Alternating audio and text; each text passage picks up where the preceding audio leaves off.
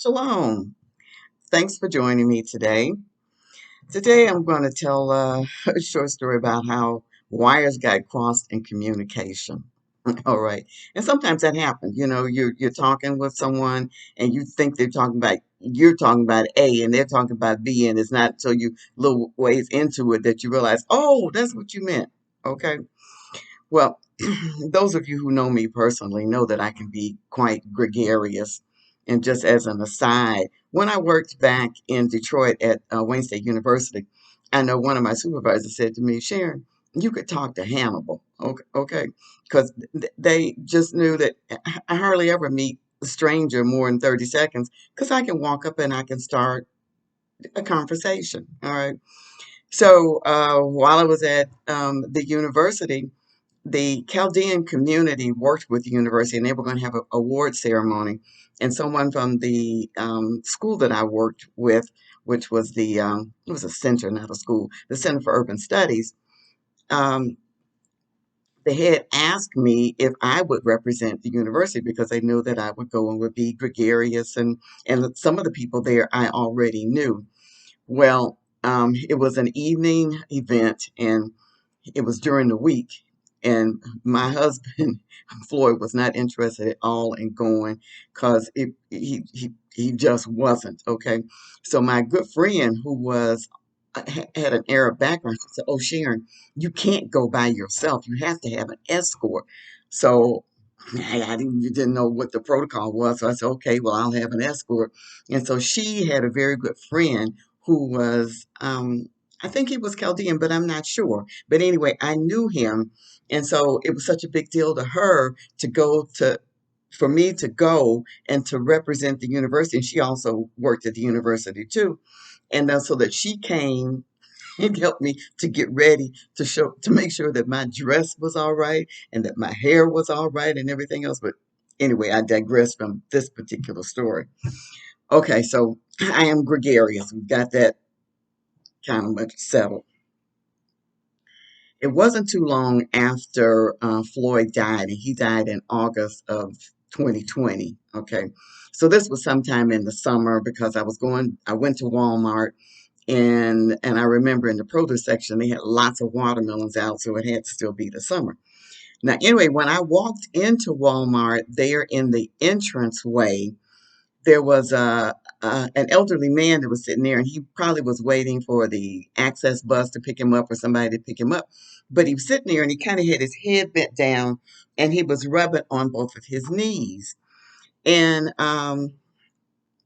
at that time, it hadn't been too long that Floyd had passed. So I was maybe about 80% through my grief thing. And one of the things I was dealing with in grief is really having somebody to talk to. Okay. So I walked past the man and I went into got as far as the produce section there by the watermelons. And I was um, troubled in a little sense because I wanted to say something to him, encouraging to him to let him know that Father loves him. So the Holy Spirit said to me, "Well, Sharon, going back and just say Father loves you." Okay. Now, that was my intention. That was just my intention. So I walked back up to the man and I said, "Good afternoon, sir." I said, "I noticed you when I walked in the door, and the Holy Spirit told me to say to you that Father loves you." And so the man, he looked up at me, and he said, "Thank you." Um, and he was appreciative, and he might have said something like, "Yes, he does," or something like that. And then something in me just kicked in. Okay. So it was the grief that came to the surface. And I told him, I said, my husband just recently died, and you remind me of him.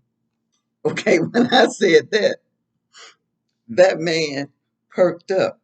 It was almost, and we come into conversation. He was about 84, I think, or something other like that. So that man perked up, like 20 years was wiped off for him. And he just got to talking and was telling me about how he was involved in the church and stuff like that. And so I'm just having conversation with somebody that's just nice to be able to talk. Okay.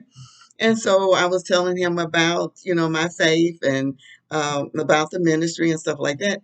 And then all of a sudden the conversation took a turn. Okay. Now, he was aware of the turn, but I wasn't. I was still on the track that we just having friendly conversation. Okay, so the man asked me, said, where do I live? And so I told him I said, I live in York, but I knew better than to give some stranger where I live. So I just said, I live in York.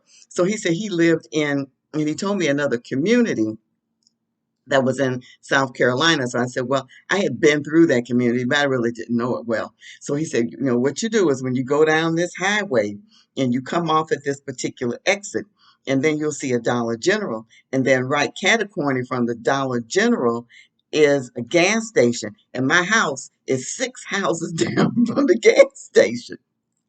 And I'm like, huh? So I said, this man is hitting on me. Okay. So it took me so much by surprise. So I told the man, I ain't coming to visit you. So the way I said it, and so the man kind of looked at me and he just smiled. I said, yeah. I said, people ask me, where you meet that man? And I'm gonna say at Walmart. So he just fell out laughing, and so did I. And so anyway, I still get tickled when I think about it. He's a nice man, but he thought that I was coming on to him. And so a lot of times, what I get out of this is that we really have to think before we speak. And one of the scriptures said, be slow to speak. Okay. And you want to be quick to listen and slow to wrath. And wrath and everything to do with this one, but just slow to speak. Because if I had thought about what I said before I said it, what was a man supposed to think when I tell him my husband just died and you remind me of my husband? Okay. Now, Father got me out of that. So I hope you enjoy that and can think about some things in your life where you will should have thought before you spoke, or sometimes you're very glad you thought before you spoke. So thanks again for joining me today. And please like and share and subscribe if you haven't already. Shalom.